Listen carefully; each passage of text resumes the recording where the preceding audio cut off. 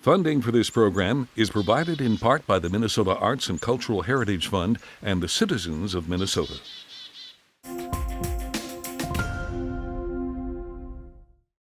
Our Town, the show about Rochester, learns about two new programs hoping to serve area youth by providing free books and shoes.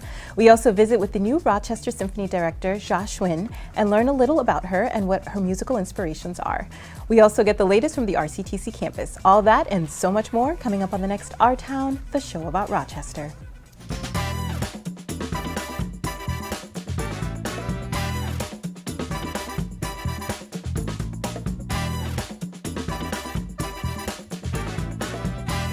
Coming to you from 125 Live in Rochester, Minnesota, Our Town.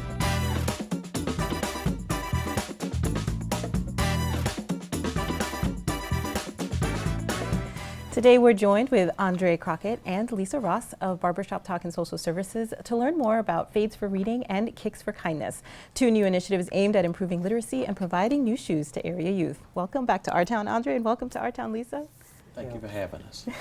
Well, we're going to talk about the two programs, but first, Andre, I know we've had you on the show before talking about a number of the different things you do in the community, but I wanted to talk a little bit about the role of barbershops in the Black community and how Barbershop Talk and Social Services uses that model to really make change in the community. Yeah, barbershops, as you know, is probably one of the most powerful entities within a Black community, where people gather to talk about from sports, politics, but most of all, social changes and how we can make a difference within the community. So I wanted to continue to do that throughout Barbershop, and they've been very successful. Thank you so much for sharing that.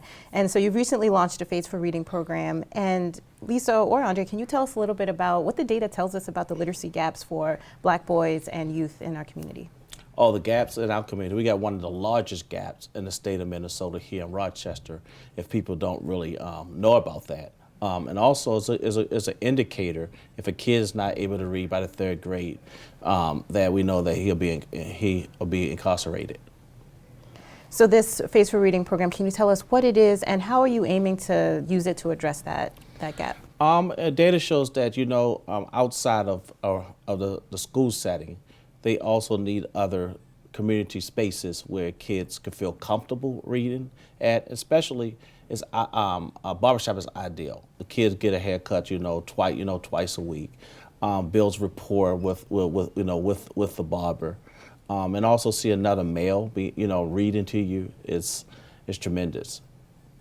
So will you be providing books to the youth as well as like reading time within the barbershop? Yes, yep. We were providing books. So if you go into our barbershop, we already have some books, but we're looking at getting more books, especially age appropriate books, for the kids. And I know, Lisa, you're often responsible for rolling out a lot of the logistics of some of this programming. Can you tell us a little bit about how these books are going to get to the youth and kind of some of the tracking that the youth are going to be able to do for their reading? Well, I think the nice thing about this is that the books they're culturally designed. They're also in different languages. And so when the barbers are there cutting hair, with the kids, they can actually read the book, sit and wait for their turn and read books, but also interpret those books and have a discussion about them. And the nice thing is when they come back for their next haircut, they can actually almost do like a slight digital or verbal book report on what they learned. And some of those have valuable lessons for them. Love that. Are there certain age groups that you're targeting for this program? Yeah, K through fifth grade. Okay, well, K through fifth grade. So I try to get the elementary when they're much younger. I love that. And how can youth and families learn more about the program and sign up if they're interested in participating? It's really referral based. Okay. And referral based, we counting on the community and the teachers who know an individual kid that's pretty much struggling, who can use that extra assistance or incentive to get them to read.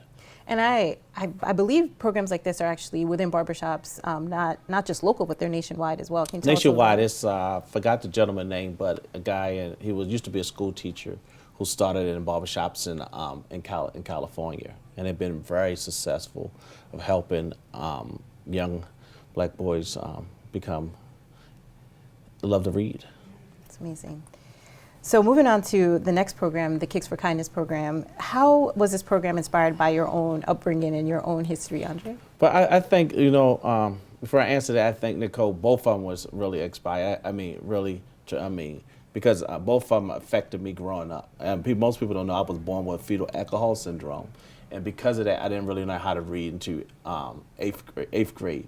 And so Faith for Reading is very dear to my heart, and so is Kicks for Kindness. And Kicks for Kindness came about because I grew up, in poverty, and had hand-me-downs from my older siblings wearing their tennis shoes. And one of the stories I talk about is how I used to have to put cardboard inside my tennis shoes because the bottom of my shoes was wore out. And so that obviously had like a mental and just well-being impact on you. And so how does a new pair of shoes just kind of change somebody's life? Oh, we have a motto that, you look good, you feel good. Sure do. Helping kids walk into success, bringing that joy, and so that's what we want to do. So, like I said, I've been affected by it. I know how I felt when I first got my brand name pair of tennis shoes, and that's why we don't want hand-me-downs or used tennis shoes when people give it to us. We want brand new tennis shoes. Not only just brand new tennis shoes, name brand tennis shoes, right? We have,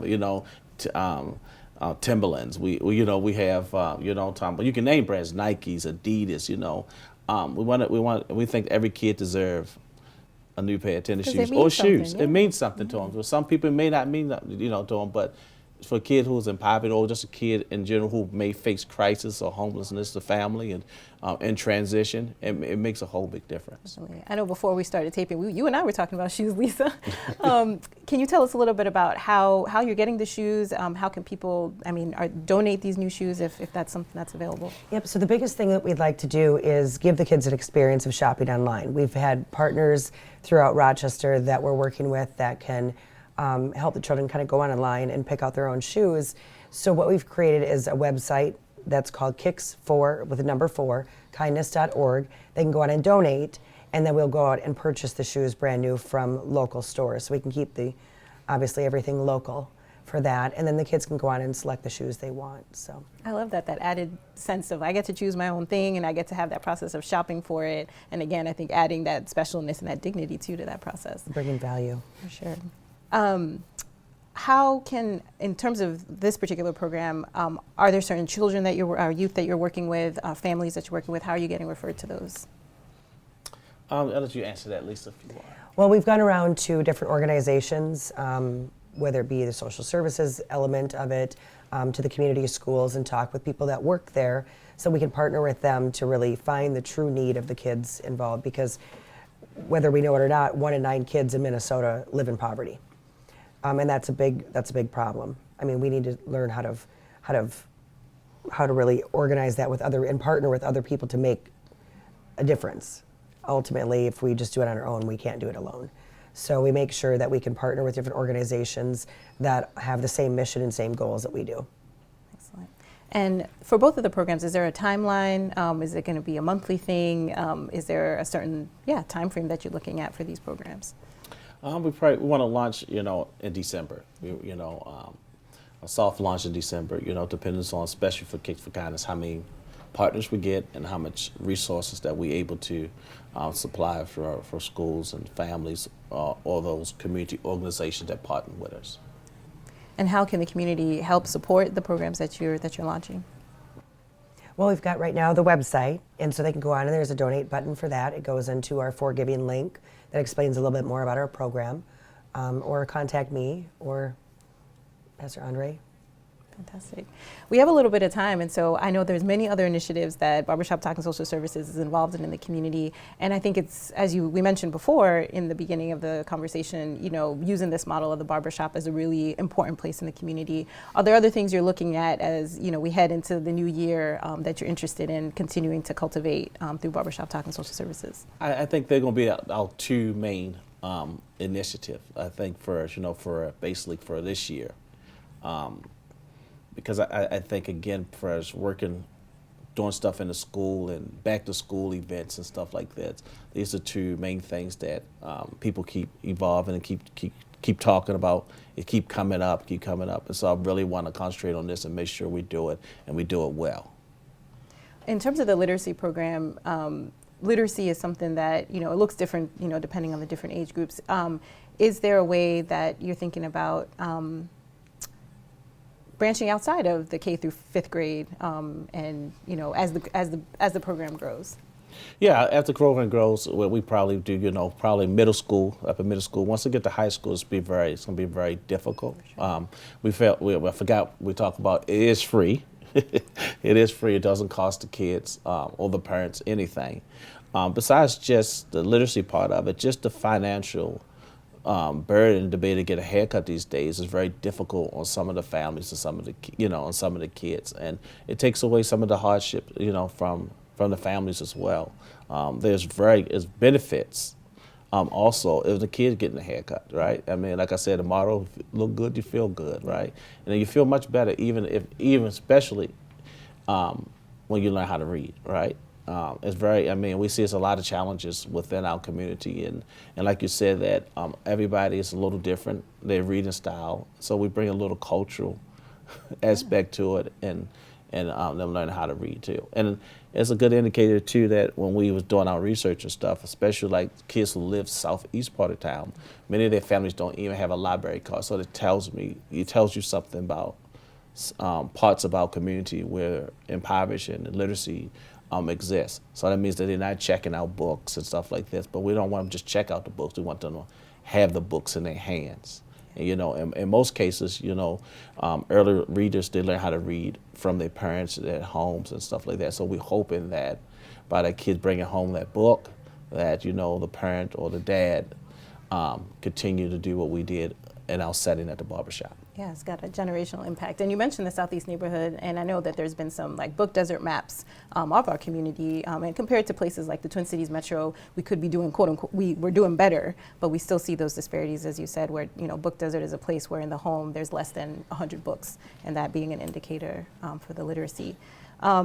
You talked about how both of these programs are near and dear to your heart and have been really shaped by your own experiences. Again, you've done so much in the community, continue to do so. What do you think about your legacy? It's a strange question to ask in the middle of you doing all the work that you're doing. But yeah, as you sort of thinking about continuing to grow Barbershop Talk and all the work you do in the community, what does that legacy look like for you? I think if I see other people doing what I'm doing, I really get joy out of that. Or saying, if I can get another kid to do some of the stuff that I'm doing, especially stuff that's you're passionate about, and I just want to eradicate poverty. I know what it feels like, and I understand how to walk families and kids out of it, and that's my legacy. If I can reduce, poverty, help change and impact another person's life, then I think I'm successful by that. Thank you so much, Andre. Any final thoughts, Lisa, as we're wrapping up here? No, I just think the biggest thing and the biggest message for both the programs is that it really is about empowering the kids and helping them be successful. That's the biggest goal for me with both programs, and supporting those programs is really to empower that, but also to empower the families so that they don't have to choose between, do I pay for my son's haircut? Do I go buy a pair of shoes? Do I pay the gas bill? We want to take away that part of it. So if we can help just that little bit, it can also empower in school participation. It's a domino effect of things that can really be positive for the kids and their families. Well, thank you both for joining us. Thank you for all the work you're out here doing in the community, and we hope to catch up with you another time. Thank you for having us. Thank you.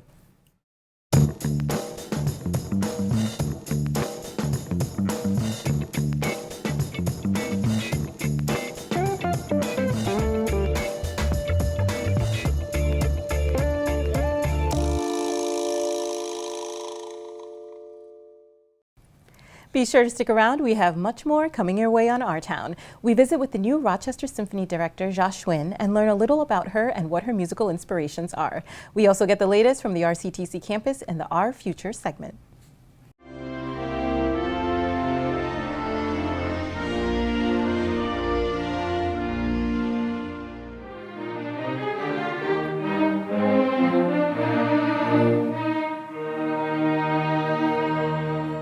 Hi, this is Danielle Teal with Our Town Spotlight. I'm here with Chia-Hsuan, and you are the new music director of the Rochester Symphony, which is a truly exciting role because the previous director was here for a very long time, and you came on board through a rigorous kind of interview process, very competitive. Can you share a little bit more about that journey? Yeah, I submit my materials, and last October I got the opportunity to conduct this wonderful orchestra. The main piece we did was Brahms Symphony No. 4, one of my favorite pieces.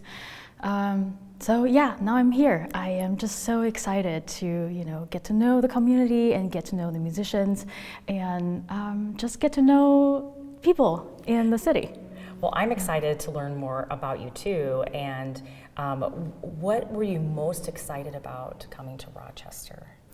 I'm really excited about the opportunity to be working with our musicians in the symphony orchestra and also chorale, our chorus.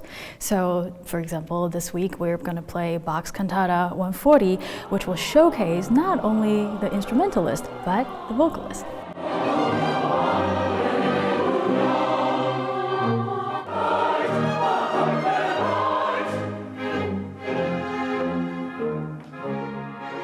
We talked a little bit prior to this interview about the individuals that are a part of the Rochester Symphony and kind of the whole entity. And there's some local and there's some, across the state and beyond.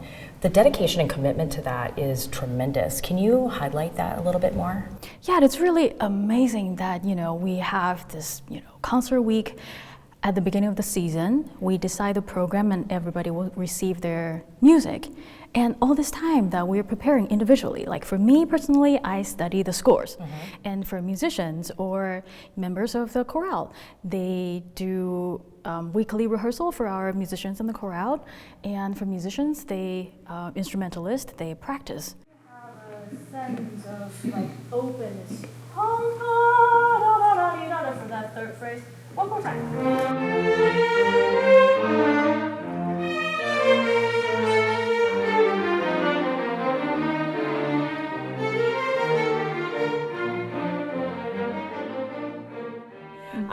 Can you share a little bit more about your history and your journey into this role? Yeah, I grew up in Taiwan, so I did all my basic training in Taiwan. I did undergrad in percussion performance, and then I did a conducting master degree in the same school that I went to. I came here in the United States for a master degree in Cincinnati, and later on, I got my doctorate degree at Northwestern in Evanston. What is the one thing you do to prepare right before you go on stage? Great question. While I study the score, I look into the intent of composers, and then when the intent of it is so key.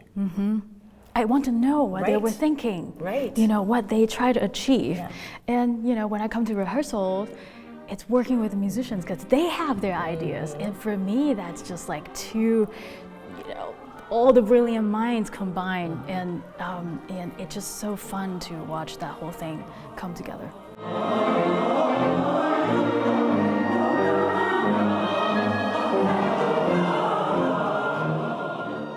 What's your favorite part of rehearsing? It's like when we have an idea, and after trying various methods to get there, and then you see that maybe one thing that I come up with or one thing I describe or somebody mentioned it, suggested it, and then you see this light bulb moment that in everybody's eyes. It just and clicks. It's like, yes, we got it. And then, we try it and then, yes, that's what we want. That is the most satisfying moment. A concert experience is really a safe space for all of us to dream. It's a place that we can escape the daily little things and the little space that we can forget about the worries and the troubles, and a place that we can all share and, bring the community together. So what is your vision for the Rochester Symphony? What is your hope and dream?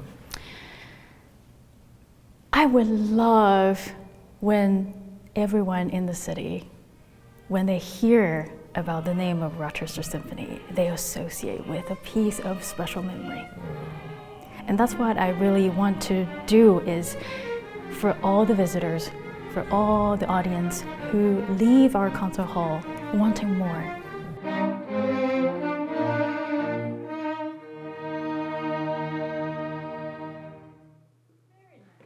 This is Danielle with Our Town Spotlight. We hope you enjoy the music, and please check out Rochester Symphony website for more details about future concerts. For more information about this story and other Our Town features, connect with us on Facebook, Twitter at KSMQ #OurTown, or ksmq.org/OurTown.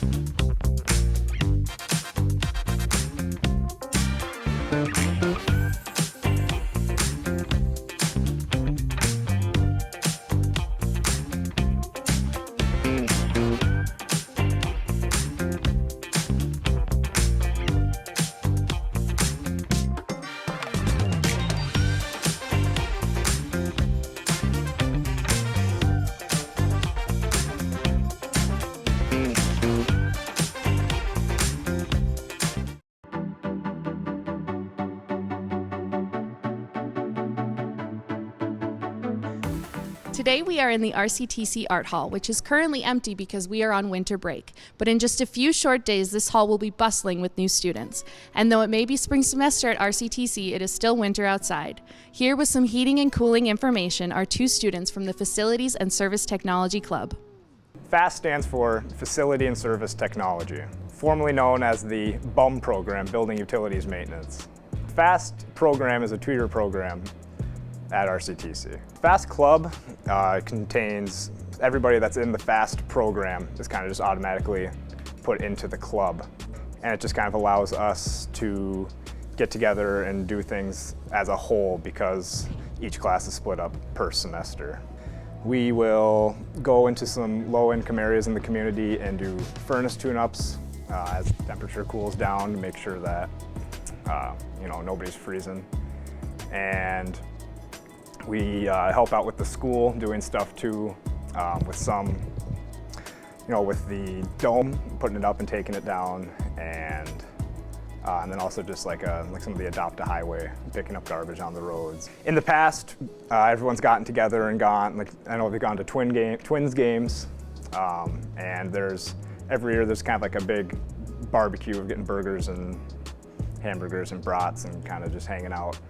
3rd and 4th semester, we do co-ops with different businesses in the area so we can work and get like an internship experience. And yeah, a lot of times they'll offer you a job even before, the semester's done. Everyone I know, everyone comes out with a job. So what we're looking at here, so this is a normal sized residential furnace that, you'd see in anybody's house really. And so some of the stuff, that we would, that we've gone through in class is replacing, down here is the main blower motor, that blows air throughout your entire home. And so then we do a lot, we pull those out and put a new one in and replace all that stuff. And then here's kind of your main computer board of the whole thing. And above that, here's your inducer, which kind of gets things moving from the get-go, and then gas and the burner for that. Then it all comes out here. You can either run it off of a thermostat, or we have it wired up too, where you could run it off of like a building automation system off a computer. You can get everything. You can get all of these furnaces on one computer and control them all from there via that system, which is kind of cool. So you should get your furnace checked at least every year. It's just to give it a run through, make sure everything's working, there's nothing blocked, no rodents or bats living in there that will get burnt up. And so furnace tune-up, like what we did in some of these, so you go in and you would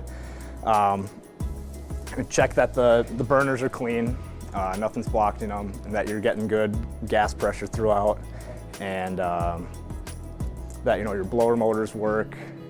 You check filters, and you just start it up, make sure everything's running well, and you'd make sure that your temperature sensor would be working and everything like that, and you check that the flame sensor is working well too. So this is your A coil, then this will sit on top of your furnace, which is called a plenum, and It takes refrigerant from the outside condenser and it'll come to your TXV, our metering device, either or. And it'll go through the coil as a liquid, and as it gets probably 3/4 of the way, it turns into a vapor and it gets pushed through. So it's technically not, this doesn't like cool your house, but it takes the warm air from your house and cools it down. As that happens, it causes condensation, which will get trapped down in this part here, this tray, which will run out through your condensate drain. Thank you for joining us today. I hope you learned as much as I did about all that's going on in our city and the wonderful people making it happen.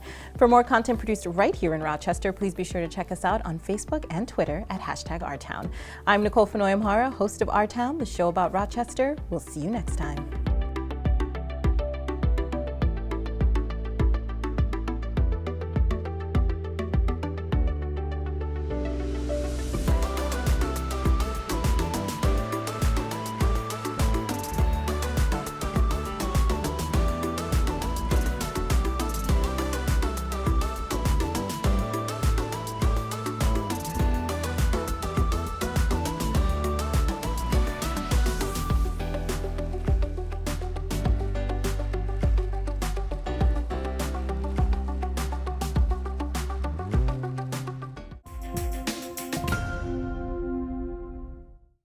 Funding for this program is provided in part by the Minnesota Arts and Cultural Heritage Fund and the citizens of Minnesota.